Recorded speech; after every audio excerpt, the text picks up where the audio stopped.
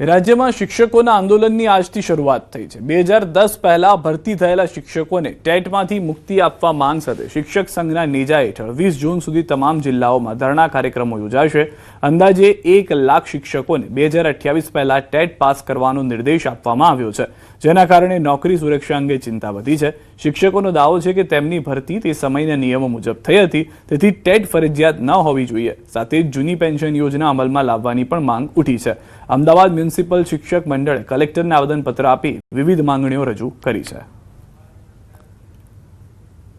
અમારી ટોટલી 4 માગણી છે। સુપ્રીમ કોર્ટનો જે ચુકાદો આવે છે એની સામે એટાટ સામે અમને રક્ષણ આપો, કારણ કે જે ટેટ પરીક્ષા છે એને નાબૂદ કરવી જોઈએ। કારણ કે 2010 પછી લાગ્યા પછી એટલે આજે 20-25 વર્ષ થયા અને એમ કે પરીક્ષા આપીએ ત્યારે લાભો મળે, આ કેટલું વ્યાજબી છે? આ ગેરવ્યાજબી છે અને અમારા ઉપર જોખમી છે। એટલે આ પરીક્ષા રદ થાય એ અમારી માગણી છે।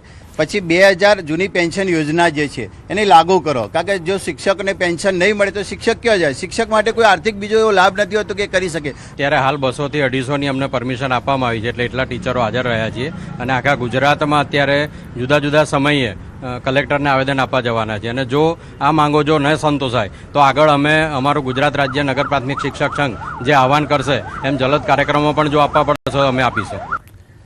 ટેટ પરીક્ષાના વિરોધમાં રાજ્યભરમાં શિક્ષકોનો વિરોધ ઉગ્ર બન્યો છે। અખિલ ભારતીય પ્રાથમિક શિક્ષક સંઘ અને ગુજરાત પ્રાથમિક શિક્ષક સંઘના આહવાન બાદ ડાંગ જિલ્લા પ્રાથમિક શિક્ષક સંઘ પણ આંદોલનમાં જોડાયું છે। આહવા ખાતે મોટી સંખ્યામાં શિક્ષકો એકત્રિત થઈ જિલ્લા પંચાયત ભવન ખાતે ધરણા પ્રદર્શન યોજ્યું। હાથમાં બેનરો સાથે શિક્ષકોએ ટેટ પરીક્ષાના વિરોધમાં સૂત્રોચ્ચાર કરી કલેક્ટર મારફતે સાંસદ અને ધારાસભ્યને આવેદનપત્ર આપ્યું। શિક્ષકોએ ભવિષ્યમાં પણ વિરોધ ચાલુ રાખવાની અને પરીક્ષા ન આપવાની મક્કમતા દર્શાવી છે।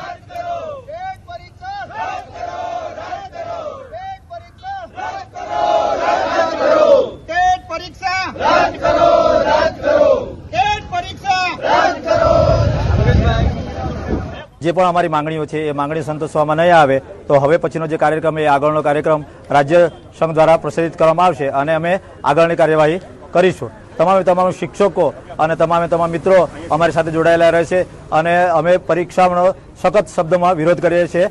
ડાંગ જિલ્લાની અંદર જિલ્લા પંચાયત ભવન ખાતે ટેટ પરીક્ષાના વિરોધમાં અખિલ ભારતીય પ્રાથમિક શિક્ષક સંઘ અને ગુજરાત રાજ્ય પ્રાથમિક શિક્ષક સંઘના સંયુક્ત ઉપક્રમે વિરોધ પ્રદર્શન કરવામાં આવ્યું છે અને ધરણા પ્રદર્શન કરવામાં આવ્યું છે। આજે અમે અહીં વિરોધ પ્રદર્શન અને ધરણા પ્રદર્શન કરીને અમે કલેક્ટરશ્રી અને સંસદ સભ્યશ્રી અને ધારાસભ્યશ્રીને ટેટ પરીક્ષાના વિરોધમાં અમે આવેદનપત્ર આપવા જઈ રહ્યા છે, જેથી કરીને ઝડપથી આ પરીક્ષા ન આપવા માટેનો ઉકેલ ઝડપથી આવે।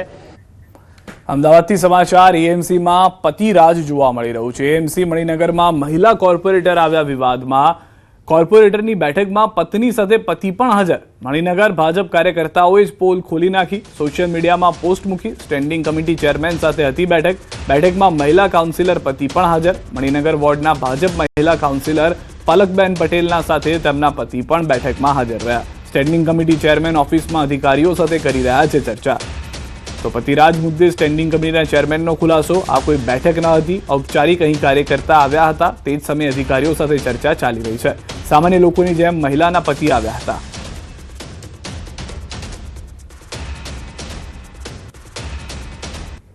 પહેલા તો હું એ સ્પષ્ટતા કરી દઉં કે આ કોઈ મીટિંગ નથી।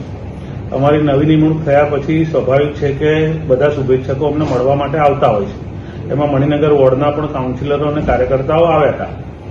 એ લોકોની હાજરીમાં અહીંયા આગળ 1-2 અધિકારીઓ અને એમના પ્રશ્ન હતા તો એની ચર્ચા કરી। આ ચર્ચા કરી ત્યારે કાર્યકર્તાઓની સાથે અન્ય વિસ્તારના લોકો પણ અહીંયા આગળ હાજર હતા।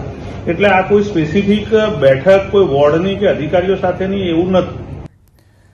દિલ્હી આગકાંડ બાદ અમદાવાદ ફાયર વિભાગ એક્શનમાં છે। શહેરની હોટલમાં સરપ્રાઇઝ ચેકિંગ હાથ ધરાયું। ફાયર સેફટીના નિયમોનો ભંગ કરનાર 6 હોટલ સીલ કરવામાં આવી। 65થી વધુ હોટલોને ફાયર વિભાગની નોટિસ। એસજી હાઈવેની હોટલ રુદ્ર, 4 ફૂડ અને કેપટાઉન સીલ કરી દેવામાં આવ્યા છે। બોડકદેવની એપોલો હોટલ અને ગ્રાન્ટ સામે કાર્યવાહી કરવામાં આવી છે। વસ્ત્રાપુરની હોટલ લેક ઇનને પણ સીલ કરાઈ છે।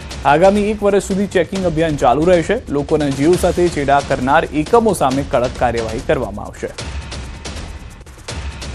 દિલ્હીમાં જે ઘટના બની તેવી અમદાવાદ સિટીમાં ફરીથી ન બને અને કોઈ પણ પ્રકારની દુર્ઘટના બને તો ક્વિક રિસ્પોન્સ થઈ શકે એને ધ્યાનમાં રાખીને આપણે 6 બિલ્ડિંગ્સ ગઈકાલે 16 જૂનના દિવસે બિલ્ડિંગ સીલ કરેલા છે। તેનું મેઇન કારણ એ હતું કે ફાયર સેફટી લો વાયોલેશન, એટલે કે કોઈ પણ પ્રકારના ફાયર સેફટીના કાયદાનું જો ઉલ્લંઘન થશે પહેલા એડવાઇઝરી નોટિસ આપીને 7 દિવસ પછી એનું પાલન નહીં થાય તો તેની બિલ્ડિંગ સીલની પ્રક્રિયા અમે એસ્ટેટ ડિપાર્ટમેન્ટની મદદ લઈને ચાલુ રાખીશું.